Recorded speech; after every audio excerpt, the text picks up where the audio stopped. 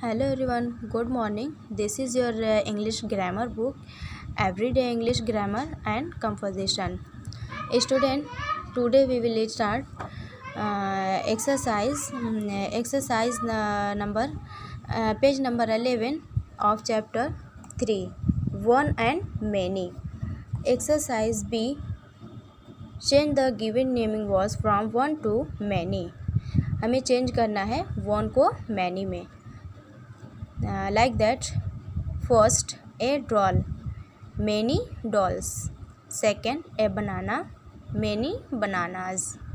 Third, an egg, many eggs. Fourth, a flower, many flowers.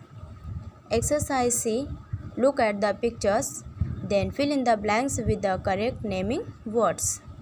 First, there are two dogs. One dog is sleeping. Two dogs, one dog is sleeping.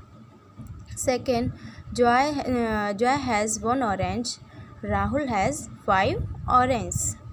Third, there are two baby birds in the nest. There is sit on the branch. Fourth, Swati carries one book. Sonali carries many books. A student, fill the book, page number 11. Thank you.